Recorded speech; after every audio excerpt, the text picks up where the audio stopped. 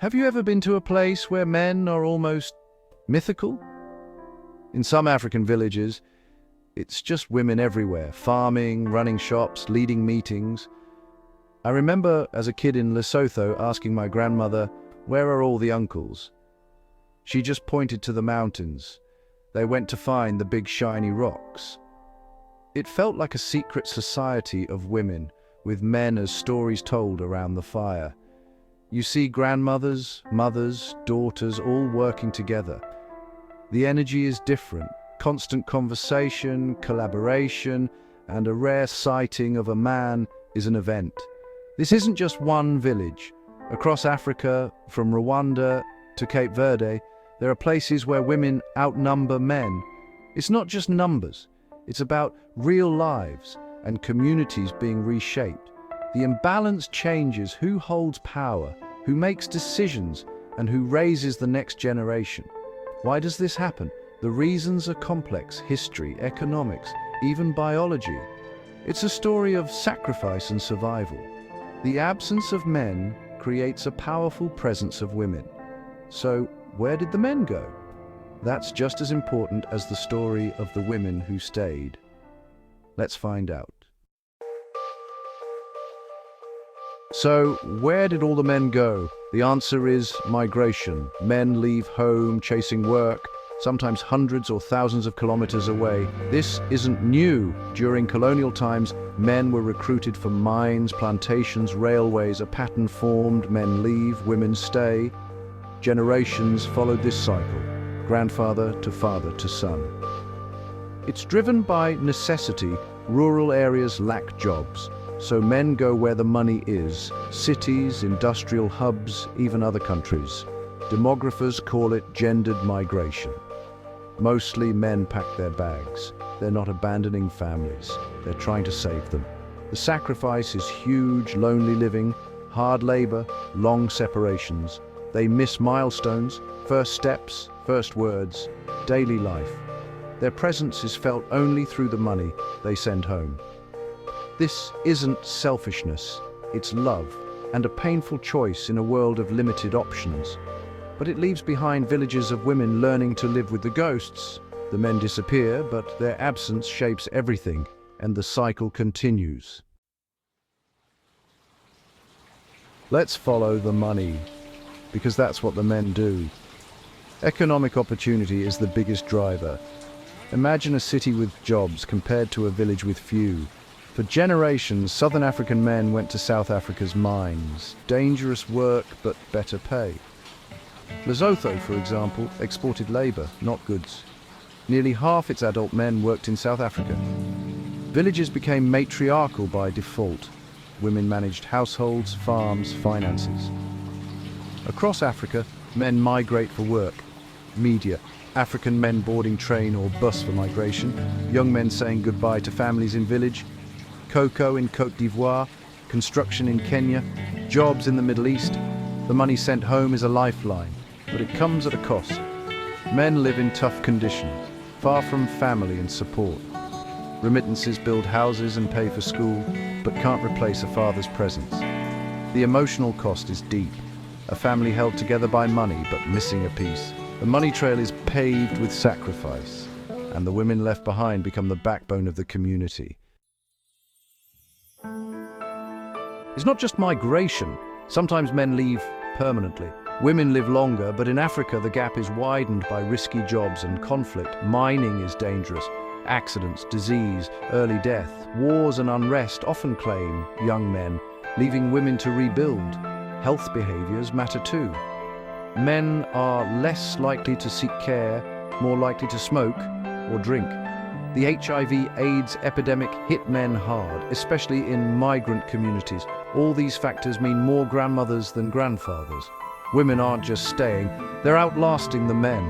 It's a quiet story of resilience and survival. The demographic shift is written in the faces of those who remain. So, what happens when a community becomes a world of women? Life gets re-engineered. Women step up as farmers, mechanics, business owners, leaders. Roles once considered male are now filled by women out of necessity. Women's cooperatives manage harvests, run businesses, and keep the economy alive. Matriarchs become the pillars, keepers of tradition, mediators, planners. Decision-making is more collaborative, solutions more inclusive. Girls grow up seeing women in every position of authority. It becomes normal. Ambition and confidence flourish. Gender stereotypes break down. But it's not utopia. The workload is immense. Women juggle roles: mother, father, farmer, leader. The pressure is constant, the responsibility heavy. It's a world built on female strength, forged under pressure. This is the new normal, hard-won, but powerful. The absence of men ripples through every part of life. The nuclear family dissolves. Fathers become voices on the phone, not daily presences. Mothers are both nurturer and disciplinarian. Marriage dynamics shift. More women than men means complicated relationships, sometimes polygyny. Economic pragmatism often outweighs romance. The village economy becomes a remittance economy. Money from afar keeps things afloat. This brings both opportunity and dependency. If remittances stop, crisis hits. Agriculture changes. Women may shift to food crops. Some fields go uncultivated. The land itself reflects the demographic shift. The ripples touch the heart, the wallet, and the soil. Every aspect of life is transformed. The community adapts, but not without cost. The story is written in daily survival. What happens when the men come back? It's rarely simple. The man who returns is changed by the city and hard labor. The home he returns to is changed by his absence. His wife is now the head of the household, confident, independent. When he tries to reclaim his old role, friction follows. He may feel like a guest in his own house, a stranger to his children. Reintegrating is hard. He doesn't know their routines. They don't know him. Health problems from years of labor can make him feel useless. The hero returns but doesn't know how to live in the world he helped build. For the community, a wave of returning men can disrupt the balance, spark conflict, and challenge women's authority. The return isn't a happy ending. It's a complex renegotiation of roles and identity. The final chapter is often the hardest. The journey home is as challenging as the journey away. Is this imbalance permanent? The answer: it's evolving. Urbanization continues. More people, including women, move to cities, deepening rural gender gaps. But women are gaining education and economic power, not just through remittances. Governments and NGOs are investing in rural opportunities, microloans, modern farming, local jobs. The goal: bring jobs to people, not people to jobs. Technology bridges distance, video calls, mobile banking, digital connection. It can't replace presence, but it helps families stay connected. The future is about balance, supporting women, keeping families whole, building resilient economies. Africa's gender story is still being written. It's a dance between tradition and change, sacrifice and opportunity. The goal: a future where families don't have to choose between survival and togetherness. The journey continues. The question of why there are more women than men isn't just a statistic, it's a story.